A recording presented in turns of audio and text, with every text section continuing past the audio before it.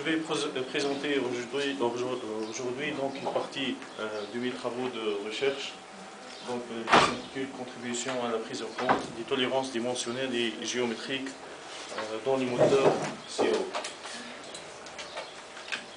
Je vais commencer par introduire donc, le contexte général de mes travaux de recherche, ainsi que donc, je vais décrire brièvement, donc illustrer brièvement quelques travaux de recherche. Ensuite, je vais vous illustrer donc, les algorithmes développés afin de déterminer les composants réalistes. Par la suite, donc, je vais montrer comment on peut obtenir par le biais du code développé donc, les assemblages réalistes. Ensuite, je vais illustrer donc, un exemple de validation et je vais terminer par des conclusions et des perspectives.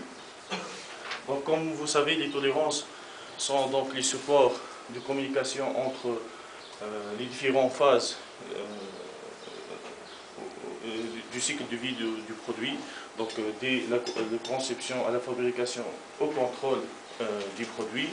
Donc néanmoins, donc, ces tolérances, ils sont inscrits dans la maquette numérique sous format d'habillage, donc ils n'ont pas d'impact sur le modèle numérique lui-même. Donc, ce qui génère donc des écarts entre le modèle numérique et le modèle réel. Donc, dans ces perspectives-là, donc, nous avons fixé comme objectif de développer des modèles pour prendre en considération ces tolérances dans les modèles CAO. Pour cela, nous avons scindé notre étude en deux parties complémentaires. La première, donc, elle va se focaliser sur la détermination des composants réalistes. Donc, ces composants ils peuvent être déterminés en adoptant une approche au pire des cas, ou bien par le biais de la détermination de toutes les configurations possibles de ces composants. Par la suite, donc, afin d'obtenir des assemblages réalistes, donc, il est nécessaire de mettre donc, les contraintes d'assemblage. Donc l'algorithme général est le suivant. À partir de la donnée des composants donc, sur lesquels donc, on a attribué des tolérances dimensionnelles et géométriques, donc, on va chercher les configurations réalistes des composants et on va assembler ces composants afin d'obtenir le système réaliste. Par la suite, donc, on peut donc, réaliser par exemple une analyse des tolérances. Dans la littérature, il existe plusieurs modèles, plusieurs approches pour la modélisation des tolérances. Donc, les premiers modèles, donc, ils se sont basés sur la modélisation de la géométrie tolérancée, donc tels que les modèles cinématiques, le modèle SAT et le modèle paramétrique. Donc, en ayant recours à ces approches-là, donc, on a développé des méthodes donc, pour prévoir donc l'impact des tolérances sur l'assemblage ou bien donc l'impact des tolérances sur le composant lui-même. Donc ces outils-là, donc ils présentent donc des solutions pour soit l'analyse, soit la synthèse ou bien donc la spécification des tolérances. Donc la faiblesse majeure donc de ces modèles, donc qui ne sont pas donc compréhensibles donc à l'échelle industrielle. Donc ils sont très complexes si vous voulez. Aussi bien donc ils ne tiennent pas en considération les processus d'assemblage, les scénarios d'assemblage. Aussi bien donc ces modèles ils négligent donc l'évolution des contacts au cours du fonctionnement du modèle. Les solutions donc présentées par ces modèles, ce sont sous forme donc de solutions donc mathématiques si vous voulez et ils ne sont pas donc exploitables directement dans la maquette numérique.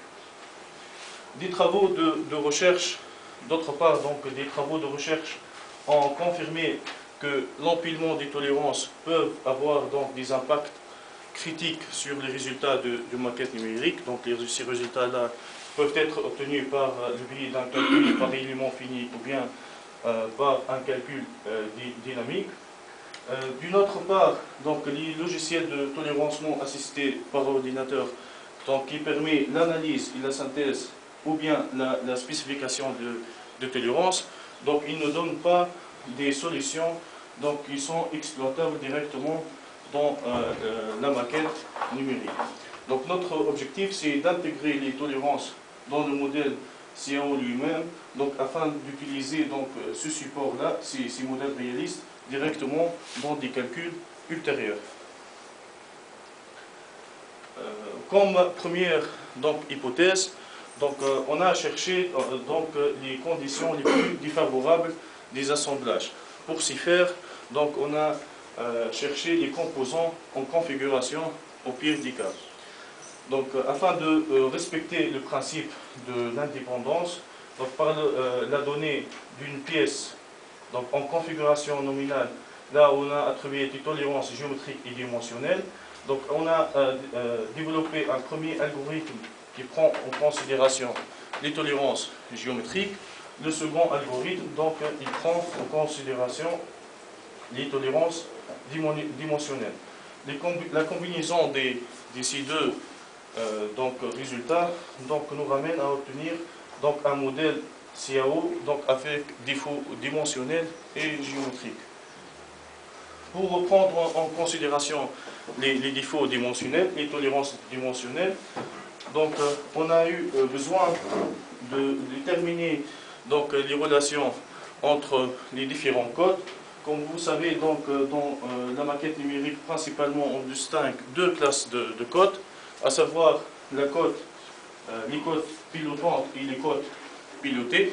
Généralement, le concepteur donc, il modélise la géométrie par le biais des codes pilotantes, puis donc, dans une phase ultérieure, il attribue les tolérances sur les codes pilotés. Donc, pour avoir une pièce avec des dimensions réalistes, donc, il est nécessaire donc, de chercher les relations entre les différents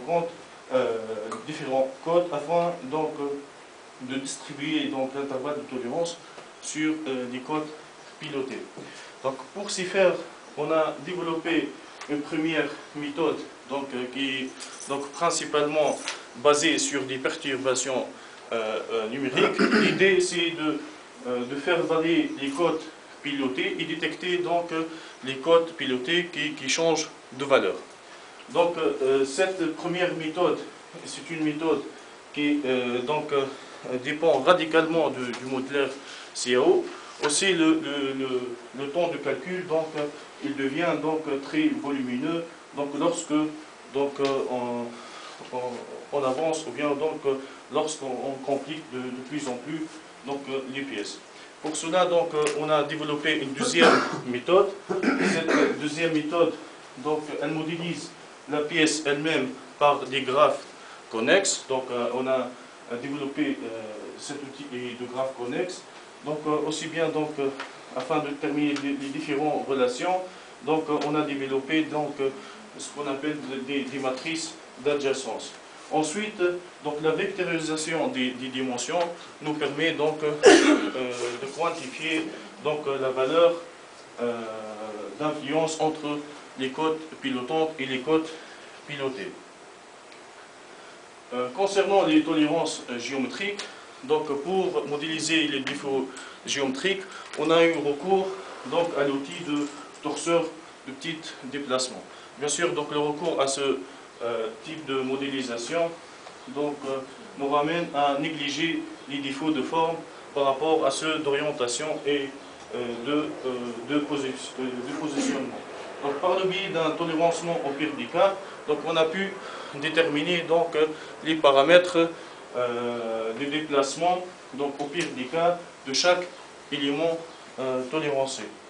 Donc, la méthode développée, donc, elle prend en considération, comme je viens de dire, donc, les défauts, les tolérances d'orientation et de position. Aussi bien, donc, elle a été appliquée au cas d'une surface plane de contour donc, quadratique ou de contour complexe, aussi bien donc, dans le cas d'une zone de tolérance cylindrique. Donc, par exemple, donc, dans le cas d'une face plane contrainte à une tolérance de position. Donc l'écriture du curseur écart, ou bien le curseur de petit déplacement de cette surface, donc nous indique qu'elle admet deux rotations et une translation. Donc en cherchant donc les valeurs extrêmes de ces trois paramètres, on peut donc détecter donc 6 configurations au pire des cas possibles. Dans la maquette numérique, donc on attribue à chaque surface donc un repère local. On cherche donc les configurations donc à obtenir, et par le biais des déplacements, c'est-à-dire des translations et des rotations de la face, on aboutit donc au modèle au pire des cas. Pour les tolérances géométriques, donc comme cet exemple-là, où donc un axe d'analysage il est contraint à une tolérance de localisation, donc pour chercher les configurations au pire des cas possibles, donc on a eu donc recours à la discrétisation donc de la surface circulaire. Donc cela, donc si la zone de tolérance géométrique donc de diamètre T, donc et pour chercher donc les configurations possibles, donc on a discrétisé ce contour cylindrique, et les configurations au pire des cas, donc ils seront des translations selon les incas, ou bien des rotations autour de ces incas. Donc tel que l'exemple de ce cas de figure, où donc on a réalisé donc une rotation selon le N1, le N3 et une translation selon N1. Donc comme ça on aboutit à deux configurations au pire des cas possibles. Bien évidemment donc il faut donc prendre en considération donc le transfert, ou bien la matrice de passage entre les différents repères des surfaces et celle donc de la pièce.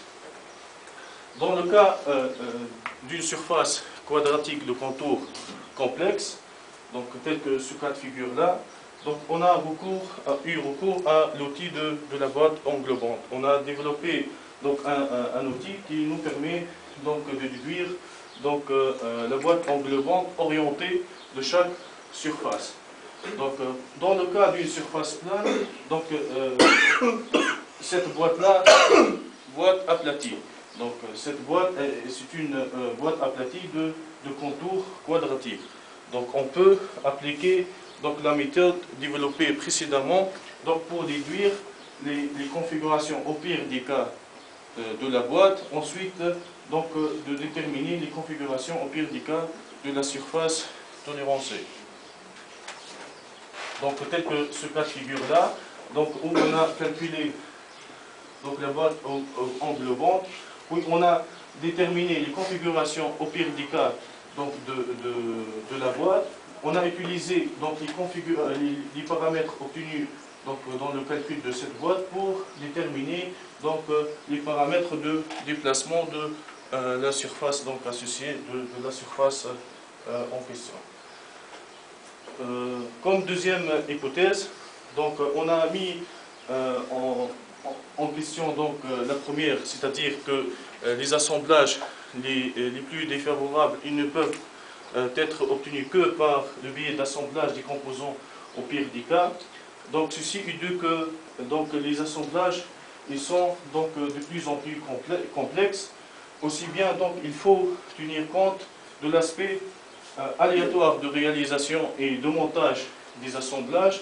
Aussi bien donc on assiste à des évolutions donc des contacts, un changement si vous voulez des surfaces de contact lors de l'assemblage.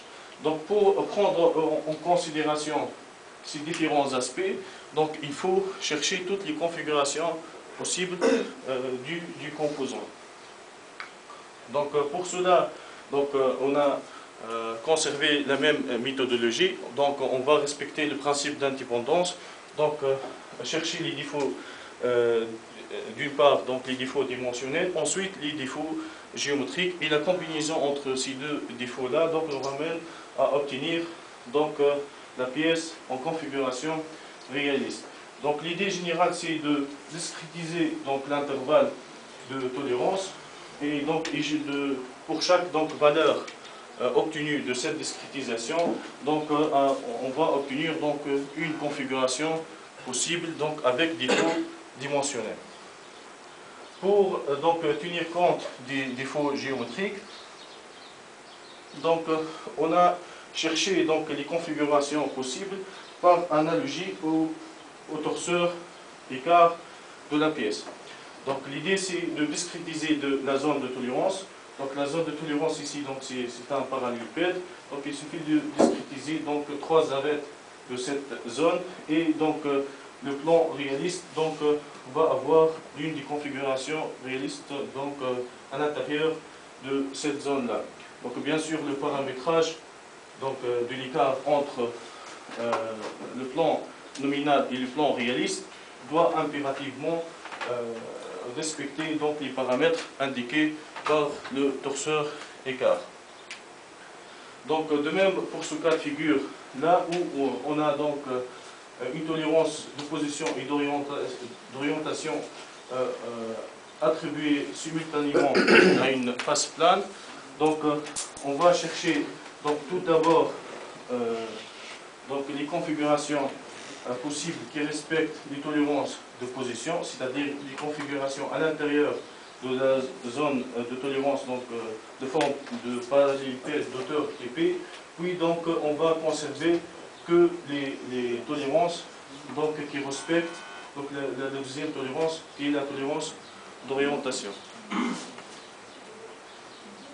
Dans le cas d'une zone de tolérance cylindrique, donc il suffit de discrétiser donc, les deux surfaces planes de la zone de tolérance cylindrique donc, par le biais de 2 paramètres. Donc, ici donc, un paramètre linéaire ici, et un paramètre angulaire. Donc comme ça on peut déterminer différents paramètres. Les configurations donc, réalistes qu'on peut avoir, donc, ils sont obtenus par le biais donc, des déplacements, soit des rotations, ou bien des translations, ou bien des combinaisons entre deux opérations. Donc, de même, dans le cas d'une surface plane du contour quadratique, donc, on a eu recours à la boîte englobante. En effet, donc, les positions donc, réalistes possibles de la surface, donc elle sera englobée elle-même donc, par la boîte englobante. Pour cela, donc, il suffit de discrétiser donc, la zone définie par la boîte englobante. Donc là, on a en premier lieu calculé la boîte englobante, puis donc, on a déterminé la zone de tolérance d'épaisseur donc TP. Donc, cette zone, c'est une zone de forme parallélépipède. Donc on a donc déjà le code qui permet de discrétiser donc, ce type de zone de tolérance. Donc l'assemblage des pièces en configuration réaliste donc, nous ramène donc, à un assemblage sur contraint. Donc initialement donc, les contraintes d'assemblage ils sont attribuées à des composants nominaux. Donc après des déplacements donc, des différents face des composants, donc on a abouti donc à un assemblage sur contraint. Pour cela, donc, on a eu besoin de redéfinir donc, des nouvelles contraintes, des contraintes réalistes. Donc pour s'y faire, on a fixé une fonction objective de l'assemblage. Donc cette fonction objective, donc, elle va nous ramener à respecter donc, les aspects suivants. Donc le respect de l'ordre de contraintes attribuées donc, par l'utilisateur. Bien sûr, donc, cet ordre-là spécifié par l'utilisateur, donc il caractérise l'attention de l'utilisateur. Donc il va assembler quel élément avant, quel couple avant le deuxième couple. Donc il va indiquer les scénarios choisis par l'utilisateur pour assembler les pièces, aussi bien l'état cinématique de l'assemblage nominal, aussi bien donc on va donc respecter les types de contact entre les composants ainsi que les liaisons entre ces composants-là. Donc je vais illustrer dans cette présentation quelques cas de figure. Donc le premier cas, donc, c'est qu'on a donc une contrainte de coïncidence entre deux faces planes. Donc, ces deux faces planes donc, en configuration nominale donc, auront des vecteurs donc, de sens opposé, si vous voulez.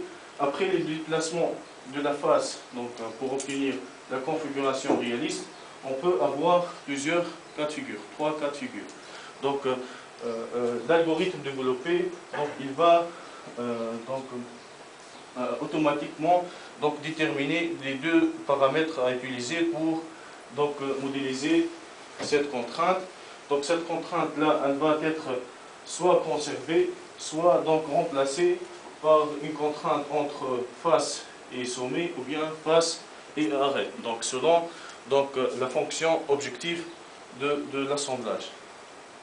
Donc de même, donc, dans ce cas de figure, donc, là on a une contrainte de coïncidence entre deux faces planes, mais ces deux faces planes, ils ne sont pas initialement en contact. Donc dans le modèle nominal, ils ne sont pas en contact. Donc on a développé donc, un algorithme qui permet donc, de mettre à jour donc, automatiquement ces types de contraintes. Aussi bien donc, dans le cas d'une contrainte de distance entre deux faces planes, donc elle va être soit conservée ou bien donc remplacée par une contrainte entre face sommet ou bien face arrête. Bien sûr, donc, tout en respectant donc, la fonction objective de l'assemblage.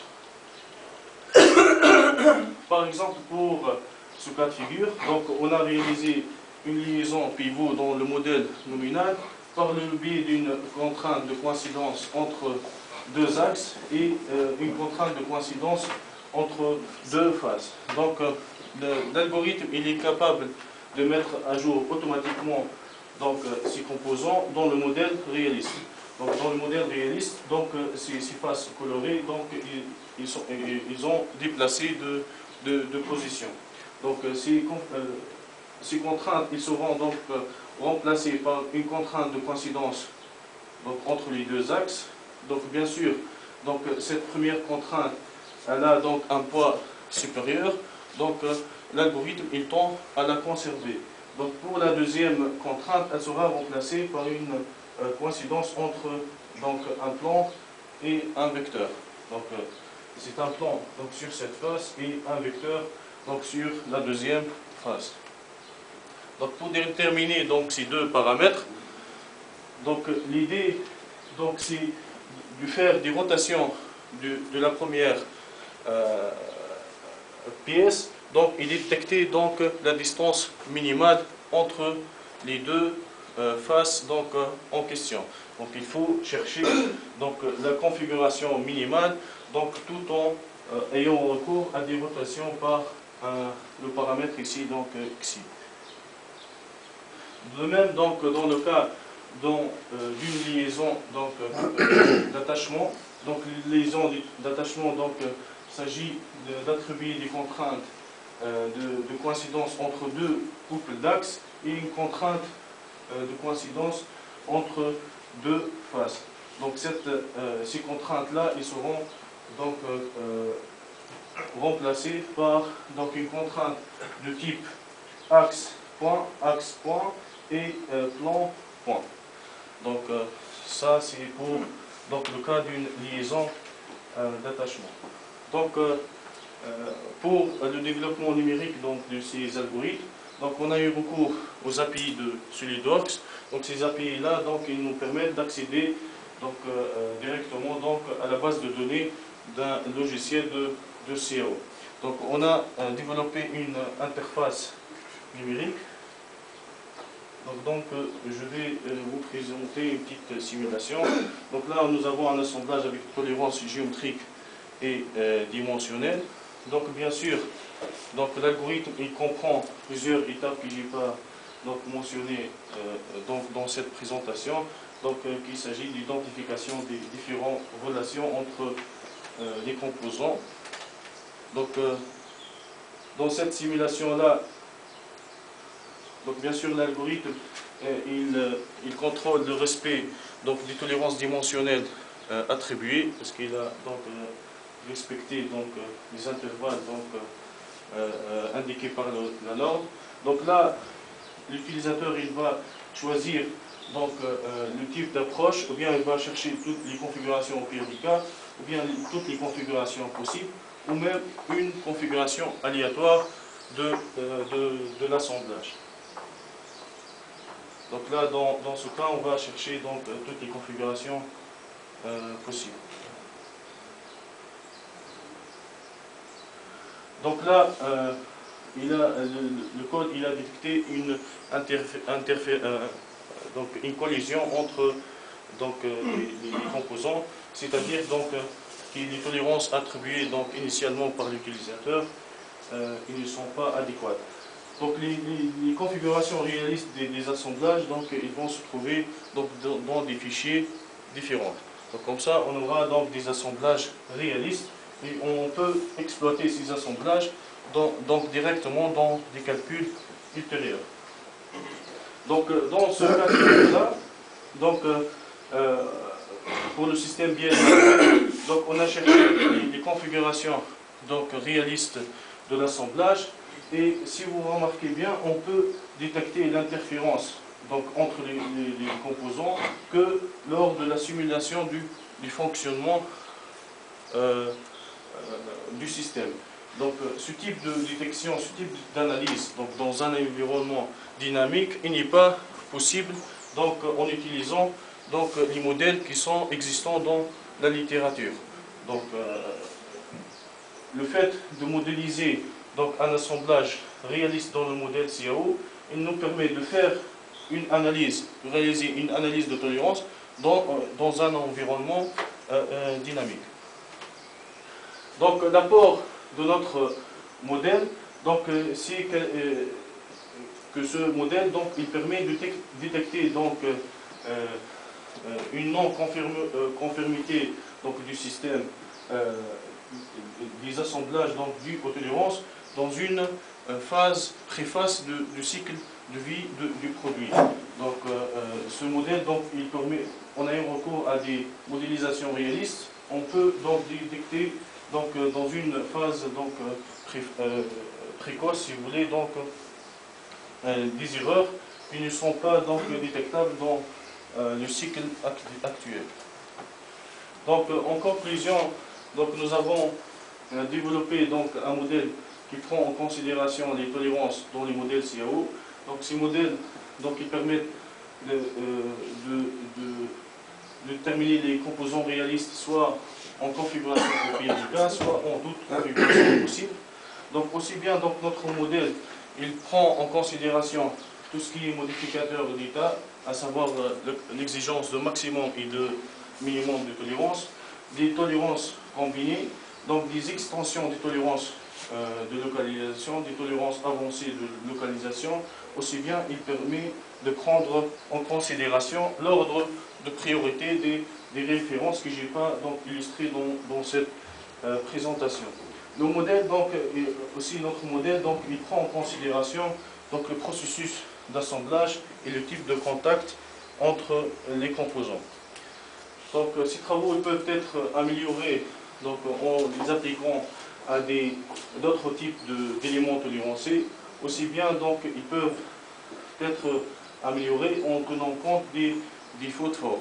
Donc, pour cela, donc, on peut avoir recours à d'autres modèles de modélisation de tolérance pour prendre en considération ces défauts de forme. Aussi bien, on peut donc prendre en considération les variations statistiques donc, des pièces réalisées.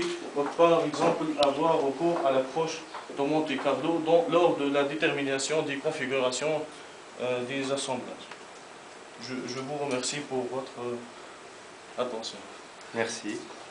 Donc, on va passer aux questions si vous voulez.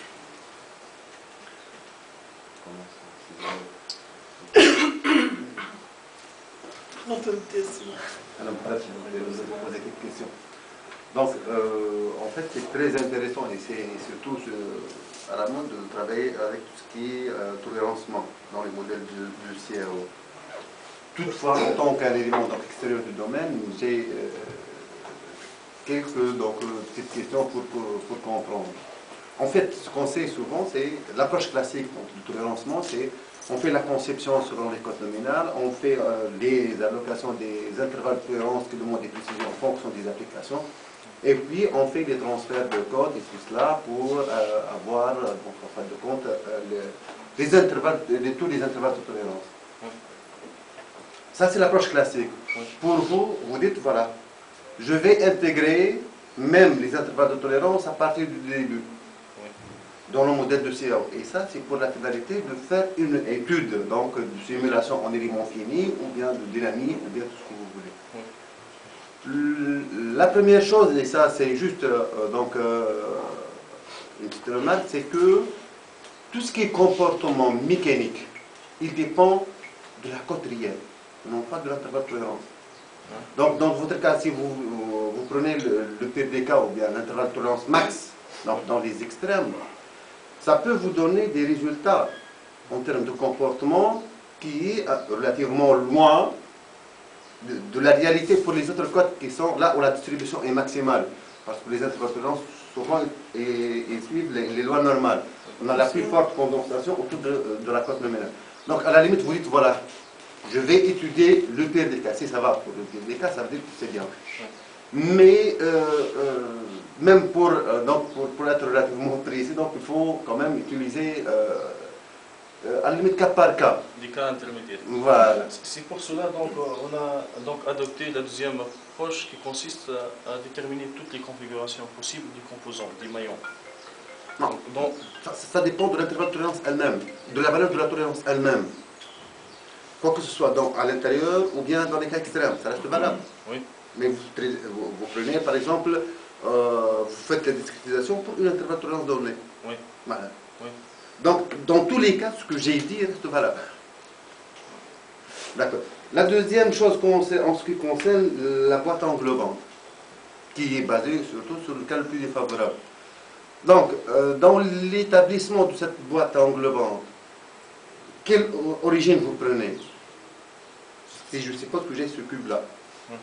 Et je vais voir quelle est la boîte englobante. Donc, d'ailleurs, je préfère enveloppe et non pas boîte, parce que ce n'est pas toujours le cas. oui, il y a un enveloppe complexe, mais celle-là, c'est besoin. Je cherche, voilà, c'est celle-là. Oui.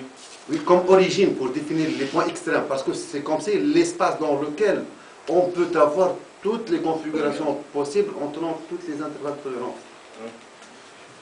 Donc, pour calculer cette boîte-là, donc, on se base sur la triangulation elle-même de la surface. Oui. Donc, puis, donc, on cherche donc, les barycentres de chaque triangle, ensuite le barycentre de la surface totale, afin de déterminer donc, la matrice de covariance. Oui. Donc, cette matrice-là, donc, on va la triangulariser donc, pour déterminer donc, les valeurs propres. Donc, ces valeurs propres donc, seront les points extrêmes de notre boîte. Vous allez travailler avec des vecteurs. Ouais. Oui, l'origine, elle est où?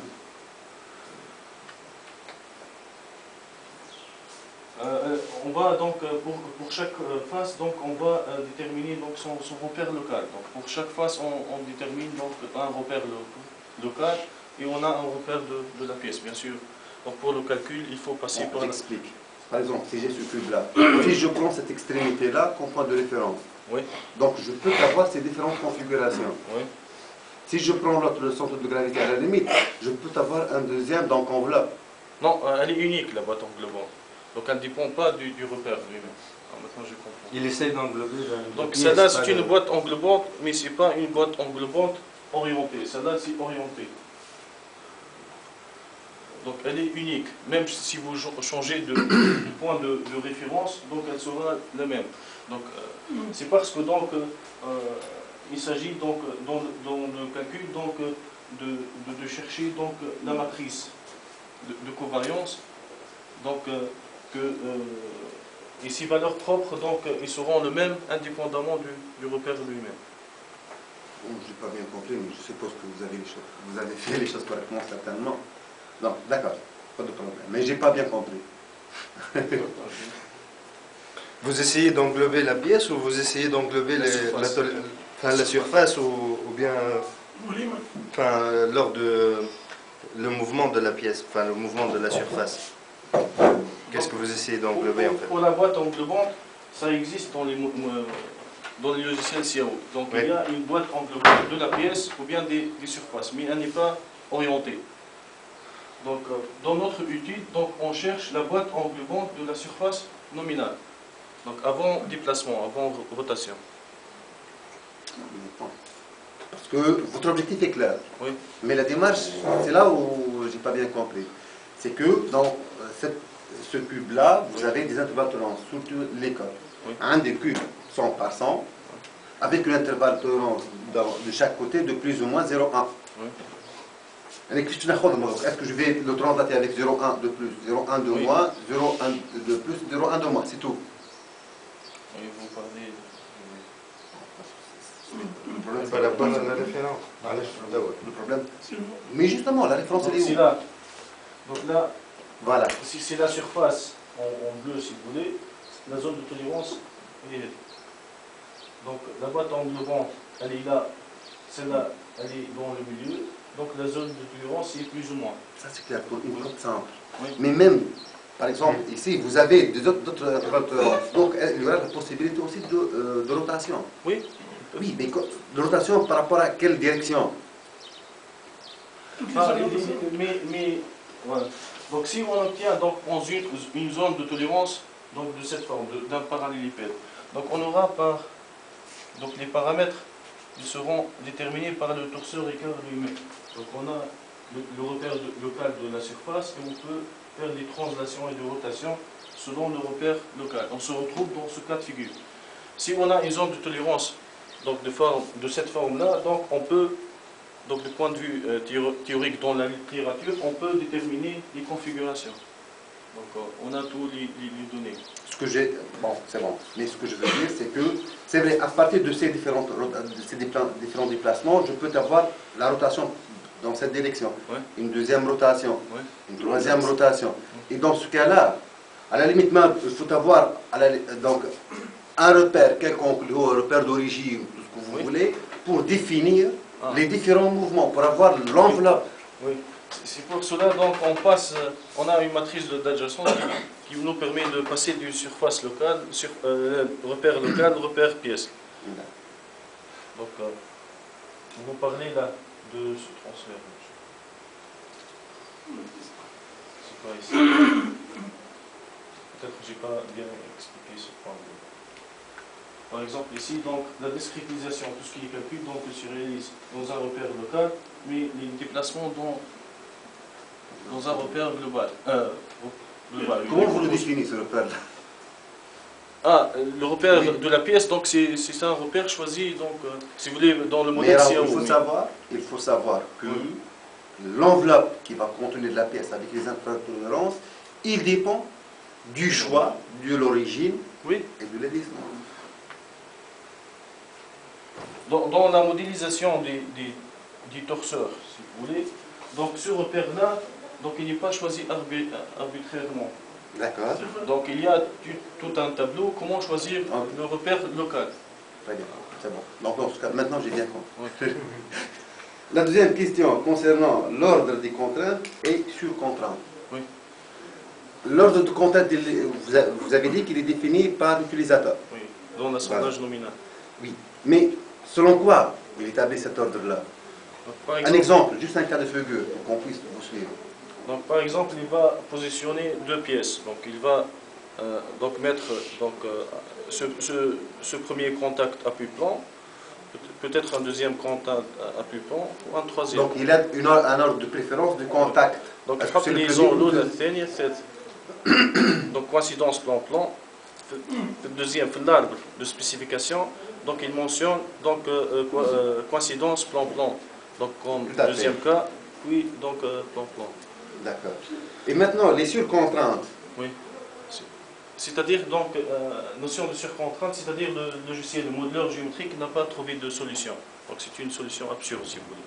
Voilà. Donc sous contrainte, donc vous avez des degrés de liberté, totalement contraint, c'est-à-dire Voilà, donc on s'arrête à l'ordre de contrainte dans lequel l'utilisateur il a choisi.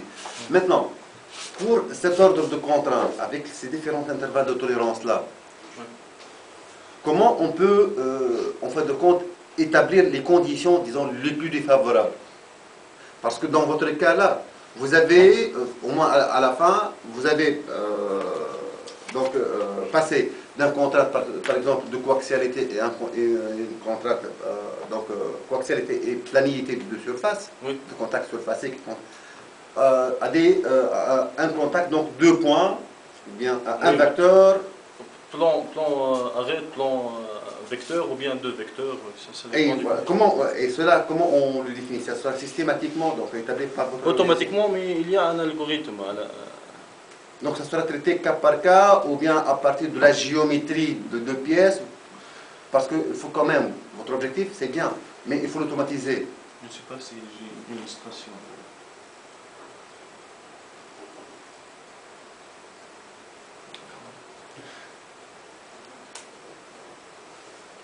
Non, j'ai pas une.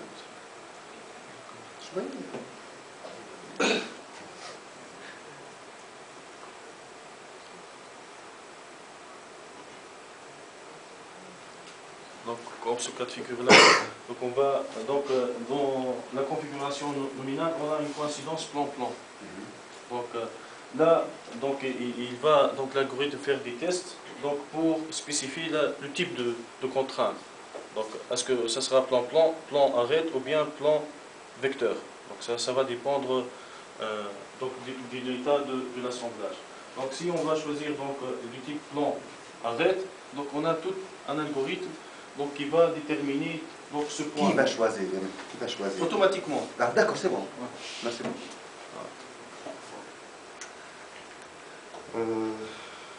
Oui, est-ce qu'il y a une autre question? Oui. La prise en compte des contacts. Comment il a été satisfait si on va tourner, on va faire des rotations? Les contraintes, c'était avec, c'est-à-dire il y en a un contact entre des surfaces. Oui. Et les contacts, c'est un contrainte pour l'algorithme. Oui, oui. Si on va tourner, on va perdre. Oui, on va perdre les contraintes initiales, mais on va la remplacer par donc, des contraintes réalistes, si vous voulez, un autre type de contrainte. J'ai pas compris votre question. On va perdre les contraintes, c'est-à-dire que les surfaces Ne sont toujours plus. en contact. Si on va tourner, est-ce Oui. qu'on risque de perdre cette contrainte ou pas? Donc si vous avez deux surfaces initialement en contact avec des contraintes de coïncidence plan-plan, donc si une face, donc on a réalisé une contrainte de rotation, donc pour une opération de rotation pour ce plan-là. Donc ça va dépendre de fonctions objectives. Est-ce qu'on va conserver la contrainte de coïncidence, donc si donc le cas de figure il le permet, donc comme ça on aura un contact plan-plan, ou bien donc on aura par exemple un contact plan arrête ou bien plan sommet. Donc le type de contact peut changer. Oui, c'était un contrainte, les contacts aussi, dès le début. Oui.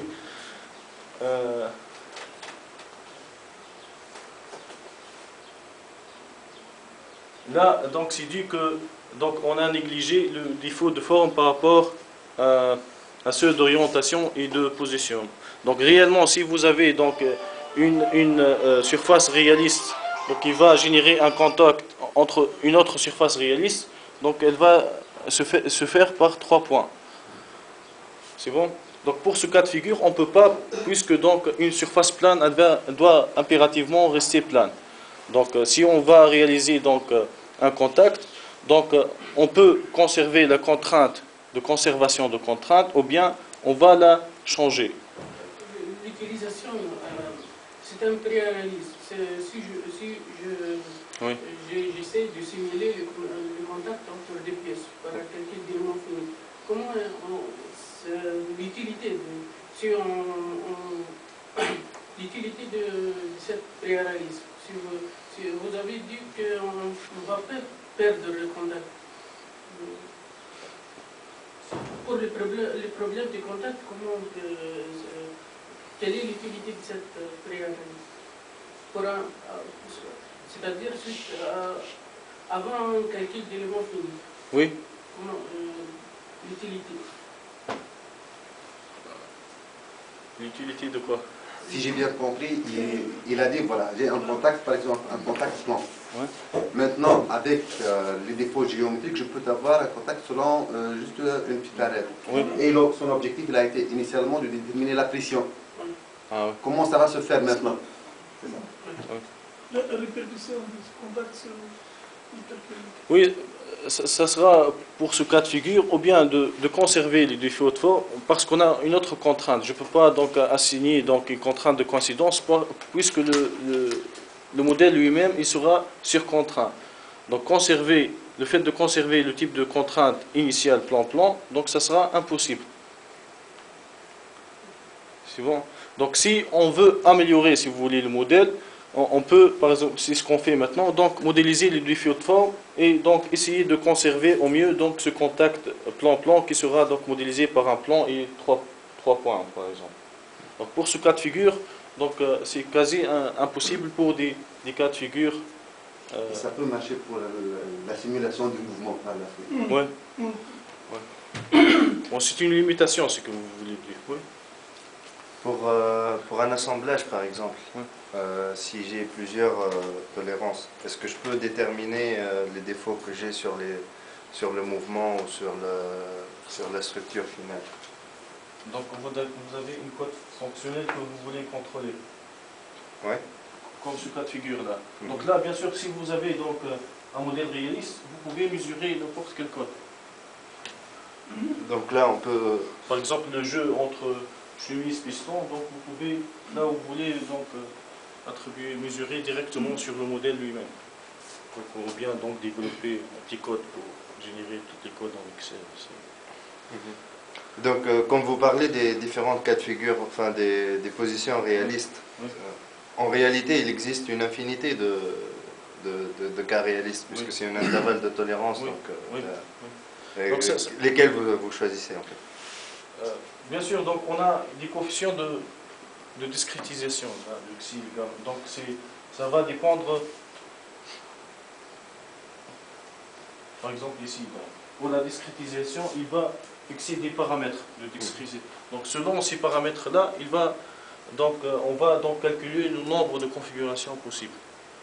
Donc s'il veut raffiner, donc ça va générer un grand nombre de configurations, ou bien donc on prend des discrétisations donc, grossières si vous voulez, il va générer donc, un petit nombre de discrétisations si vous voulez. D'accord. Et les contraintes possibles, donc vous utilisez toutes les contraintes de SolidWorks? Non. Non, c'est quoi? Donc ça sera... Donc ça n'existe pas dans la littérature, donc c'est... coïncidence plan-plan. Ces plans-là, soit initialement en contact ou bien sans contact, distance, coaxialité. C'est juste ces types-là. Ou bien pour la liaison d'attachement, donc certains dans la littérature, donc il la considère comme liaison préliminaire. D'attachement fixe, de point fixe. Un attachement, donc, c'est-à-dire deux coaxialités et un appui plan. Et point-point, par exemple, non, vous ne gérez pas les points-points. Pour une liaison rotule, comment vous modélisez une liaison rotule? Vous modélisez que... Donc, ces liaisons-là, donc liaison, si vous voulez, pivot glissant, appui plan. Pivot glissant. Glissière. Et glissière, oui. Voilà. Contact, oui. C'est juste là. Oui, ça peut être amélioré par des liaisons complexes. Parce que la présentation de la dernière fois, enfin, l'une des dernières fois, c'est le robot RAF. Ils utilisent, enfin, ils ont à peu près, c'est pas vraiment la même démarche, mais ils auront peut-être besoin d'utiliser un algorithme comme ça qui pourra déterminer la précision au niveau de l'effecteur. Oui, là, ça peut être une collaboration. Oui, on peut, si vous voulez, on peut améliorer, donc, donc choisir un autre type de contrainte et donc déterminer un code et mettre à jour le code. Donc on peut ajouter. Le problème en fait majeur du système de travail, pour moi, je souhaite avoir quelque chose pour vérifier, pour valider. Oui. On peut faire des choses en commun.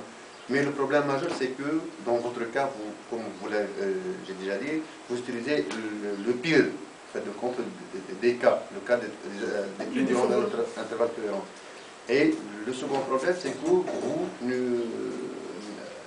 n'avez pas introduit les chargements.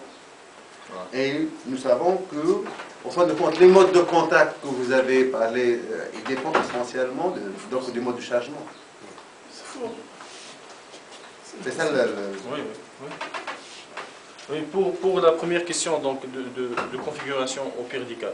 Donc, dans les approches de tolérancement, soit donc, on adopte l'approche au pire des cas, soit le statistique. Donc, là, on a les deux. Donc, soit configuration au pire des cas, soit toutes les configurations possibles. Bien sûr, si vous avez toutes les configurations possibles, vous pouvez par exemple appliquer la loi normale ou bien la loi de Monte Carlo, donc les lois de statistique que vous voulez. Donc, vous avez les deux possibilités. Donc, pour les chargements, par exemple, bien sûr, je peux avoir, donc si vous voulez, deux pièces, donc les deux pièces en dessous, donc qui vont avoir cette configuration-là. Du point de vue réel, donc c'est pas vrai.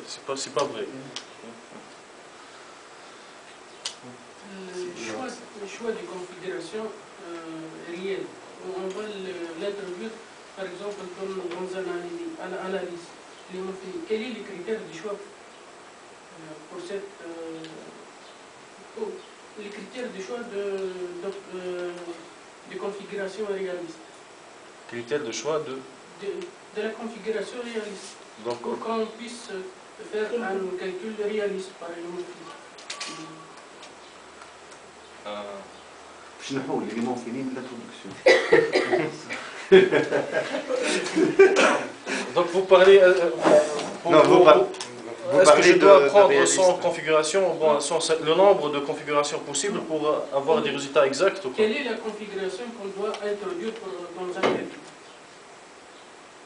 Quel est le nombre de configurations? La configuration réelle. La configuration nominale. Autrement dit, j'ai assisté à la présentation de thèse. Cette présentation, il y a juste dans la même philosophie que sa question. Est-ce que vous avez essayé de faire la répercussion, de lancer un calcul élément fini ou le en perspective, suite à un résultat d'assemblage derrière, en utilisant votre algorithme? Et après avoir lancé un algorithme, est-ce que vous avez essayé, est-ce que vous avez fait un calcul n'importe, que ce soit cinématique, Adams ou un calcul, élément fini, tasse structurée. Donc ça ne sert à rien de prouver ce qui est prouvé. Donc dans la littérature, donc il y a plusieurs travaux donc qui dit que donc l'impact de tolérance, ils peuvent avoir des impacts critiques sur le calcul lui-même. Donc il y a plusieurs si vous voulez travaux de recherche et des exemples qui ont prouvé tout ça. Donc c'est juste qu'est-ce qu'ils font? Donc ils vont chercher des configurations réalistes, si vous voulez, manuelles, des petites configurations, et ils font un calcul élément fini sur un modèle nominal et un autre. Oui, mais le problème, c'est que dans votre travail, là, voilà, ça ne diminue en rien de la quantité de la qualité. Vous n'avez pas pris en compte les chargements des différentes pièces. Donc, à ce stade-là, vous n'êtes pas capable de faire de la simulation numérique. Oui. Du comportement. Donc, je ne sais pas pourquoi. Mais ça, c'est très intéressant au point de vue de conception. Entre les contacts, les orientations, c'est dit, je peux intervenir un petit moment justement pour la question du collègue, pour l'impact sur une suite de type calcul élément fini. Moi, je vais répondre aussi par deux cas extrêmes, donc pire des cas. Bon, l'exemple, si deux pièces, par exemple deux plans, il y a un abri plan-plan, un parallélisme plan-plan. Je vais lancer deux types de calculs, l'extrême, soit un abacus standard, général, statique. Bon. Alors, il se pose aucun problème, il y a le bon contact, et ça partira avec une condition initiale, pièce parallèle à une autre pièce, ou en contact plan-plan. Autre cas extrême, c'est qu'il y a une configuration de rotation quelconque. On aura au début du calcul une singularité de type contact point sur plan ou segment sur plan. Ça générera juste un cas critique ou une solution multiple dans le premier step. Si c'est dynamique explicite, le cas extrême de vie, Alors ça va tourner, donc contact, pire des cas, ça va tourner jusqu'à se mettre en contact. Il y aurait peut-être quelques oscillations. Avec l'amortissement qu'il y a dans un abaquis explicite, ça va se stationnariser, donc la solution stationnaire, instationnaire disparaîtra, il restera la solution stationnaire. Donc pas d'impact, si vous voulez. Si on est dans le pire des cas, voilà. si on est dans le pire des cas, donc on aura deux contacts ponctuels de part et d'autre qui coincent le système, et on se restera. Ouais. C'est surtout statique, général statique, oui. Solution multiple, ça reste. Non, mais c'est très intéressant. C'est pas aussi simple, même le travail qui a été fait, c'est pas aussi simple de considérer les actes dans la phase de conception et faire un montage, donc un assemblage correctement.